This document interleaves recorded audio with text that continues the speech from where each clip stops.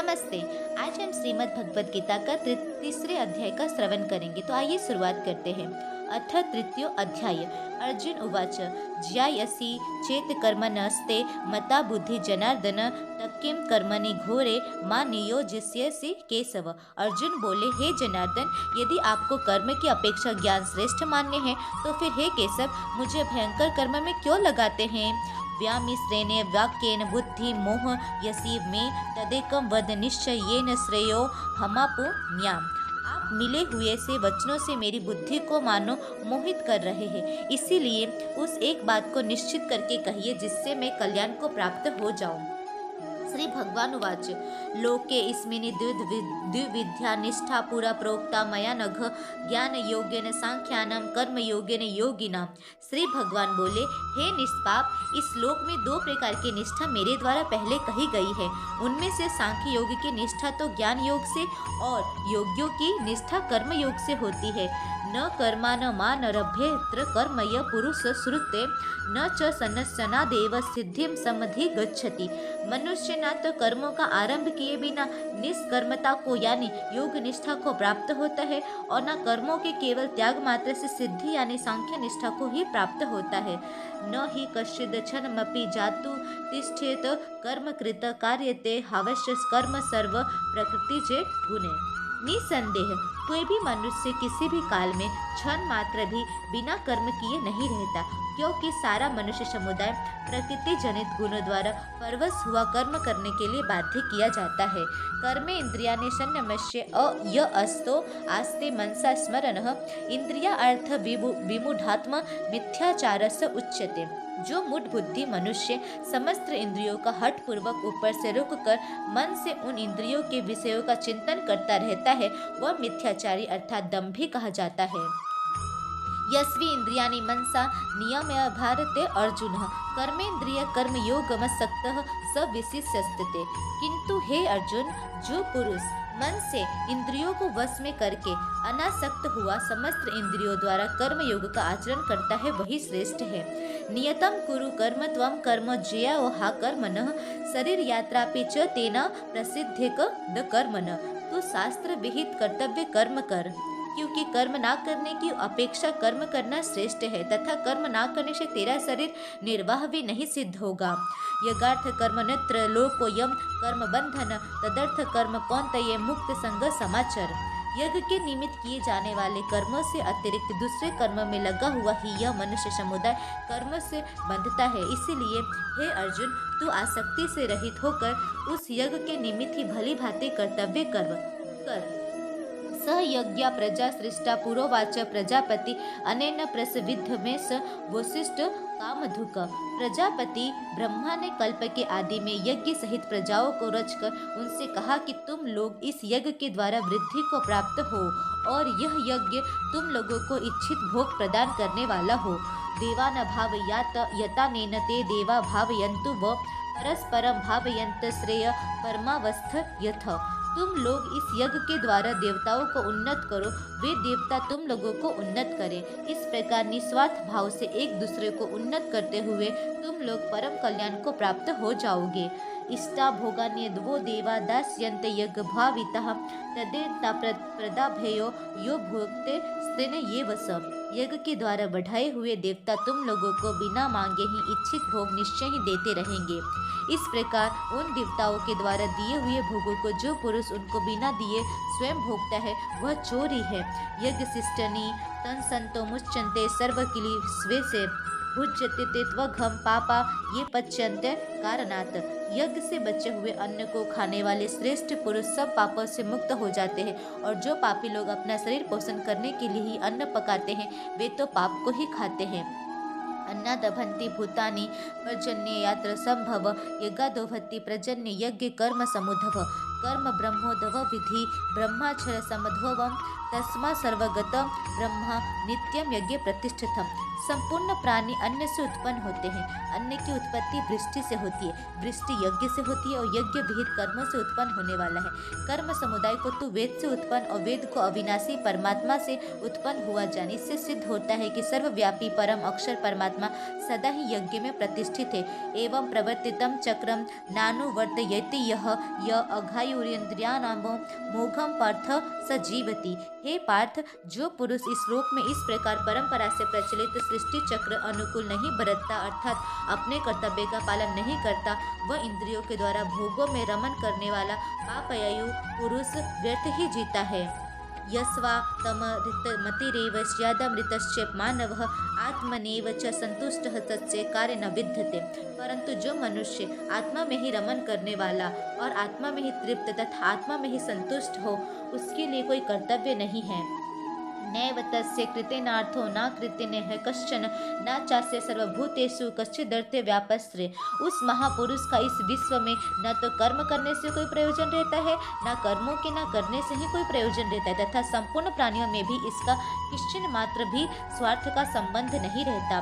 तस्मादसक्त सततम कार्यम कर्म समाचार असक्तो आचरण कर्म परमानुपाप्नोति पुरुषः। इसीलिए तू निरंतर आसक्ति से रहित होकर सदा कर्तव्य कर्म को भली भांति करता रहे, क्योंकि आसक्ति से रहित होकर कर्म करता हुआ मनुष्य परमात्मा को प्राप्त हो जाता है। कर्म नैव हिम संसिद्धमा स्थिता जनकदाये लोक संगमे वापि संपयंत तु महर्षि। जनकादि ज्ञानी जन भी आसक्ति रहित कर्म द्वारा ही परम सिद्धि को प्राप्त हुए थे। इसीलिए तथा लोक संग्रह को देखते हुए तू कर्म करने के ही योग्य है, अर्थात तुझे कर्म करना ही उचित है। यद्यदाचरित श्रेष्ठ तव देवतरो जनः स यत्य प्रमाणम कुरुत लोकस्तदनु वर्तते। श्रेष्ठ पुरुष जो जो आचरण करता है, अन्य पुरुष भी वैसा वैसा ही आचरण करता है। वह जो कुछ प्रमाण कर देता है, समस्त मनुष्य समुदाय उसी के अनुसार बरतने लग जाता है। न मे पार्थस्ते कर्तव्ये त्रिषु लोकेषु किश्चन नानवात्मवाप्यप्यं वर्त एव च कर्मणि। हे अर्जुन, मुझे इन तीनों लोकों में न तो कुछ कर्तव्य है और न कोई भी प्राप्त करने योग्य वस्तु अप्राप्त है, तो भी मैं कर्म में ही बरतता हूँ। यदि हम न वर्तये जातु कर्मण्येतर इंद्रित मम वर्तमानु वर्तते मनुष्य पार्थ सर्वस। क्योंकि हे पार्थ, यदि कदाचित मैं सावधान होकर कर्मों में न बरतूं तो बड़ी हानि हो जाए, क्योंकि मनुष्य सब प्रकार से मेरे ही मार्ग का अनुसरण करते हैं। उत्से देयुरी में लोकानुकुर्या कर्म चेदहम संकरस्य च कर्ता स्यायुमुपु हन्यामिमा प्रजा। इसीलिए यदि मैं कर्म ना करूँ तो ये सब मनुष्य नष्ट भ्रष्ट हो जाए और मैं संकर ताका करने वाला हूँ तथा इस समस्त प्रजा को नष्ट करने वाला बनूं। सक्ता कर्मण्य विद्वांसो यथा कुर्वन्ति भारत कुर्याद्विंशत धायिकति लोक संग्रह। हे भारत, कर्म में आसक्त हुए अज्ञानी जन जिस प्रकार कर्म करते हैं, आसक्ति रहित विद्वान भी लोक संग्रह करना चाहता हुआ उसी प्रकार कर्म कर। न बुद्धि भेदम जन यद ज्ञानम कर्म संगिनाम जो से यत सर्व कर्माणि विद्वान युक्त समाचरण। परमात्मा के स्वरूप में अटल स्थित हुए ज्ञानी पुरुष को चाहिए कि वह शास्त्र विहित कर्मों में आसक्ति वाले अज्ञानियों की बुद्धि में भ्रम अर्थात कर्मों में अश्रद्धा उत्पन्न न कर, किंतु स्वयं शास्त्र विहित समस्त कर्म भली भांति करता हुआ उनसे भी वैसे ही करवावे। प्रकृति क्रिया मनानि गुणे कर्वाणि कर्माणि सर्वशः अहंकार विमूढ़ात्म कर्ता हमिति मन्यते। वास्तव में संपूर्ण कर्म सब प्रकार से प्रकृति के गुणों के द्वारा ही किए जाते हैं, तो भी जिसका अंतकरण अहंकार से मोहित हो रहा है, ऐसा अज्ञानी मैं करता हूँ ऐसा मानता है। तत्ववित्तु महाबाहो गुना कर्म विभागयो गुना गुणेषु वर्तन्ते इति मत्वा न सज्जते। परंतु हे महाबाहो, गुण विभाग और कर्म विभाग के तत्व को जानने वाले ज्ञान योगी संपूर्ण गुण ही गुणों में बरत रहे हैं, ऐसा समझकर उनमें आसक्त नहीं होता। प्रकृते गुण सम्मूढ़ा सज्जन्ते गुण कर्मसु तान कृत सद्विदो मंदा कृत सवित्र विचालेते। प्रकृति के गुणों से अत्यंत मोहित हुए मनुष्य गुणों में और कर्मों में आसक्त रहते हैं। उन पूर्णतया न समझने वाले मंद बुद्धि अज्ञानियों के पूर्णतया जानने वाले ज्ञानी विचलित न करे। मयि सर्वाणि कर्माणि सत्रधत्म चेतसा निराशि निर्मिमो भूत्वा युद्धत्सव विगत ज्वर। मुझ अंतर्यामी परमात्मा में लगे हुए चित्त द्वारा संपूर्ण कर्मों को मुझ में अर्पण करके आशा रहित, ममता रहित और संताप रहित होकर युद्ध कर। ये मे मतमिदं नित्य मनुतिष्ठन्ति मानवा श्रद्धावंतो सूर्यंतो मुच्यन्ते ते अम्बिपि कर्म भी। जो कोई मनुष्य दोष दृष्टि से रहित और श्रद्धा युक्त होकर मेरे इस मत का सदा अनुसरण करते हैं वे भी संपूर्ण कर्मों से छूट जाते हैं।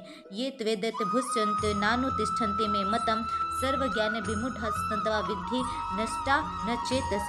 परंतु जो मनुष्य मुझ में दोषारोपण करते हुए मेरे इस मत के अनुसार नहीं चलते उन मूर्खों को तो संपूर्ण ज्ञानों में मोहित और नष्ट हुए ही समझ। सदृशम चेष्टते स्वस्य प्रकृति ज्ञानवानपि प्रकृति यान्ति भूतानि निग्रह की करिष्यति।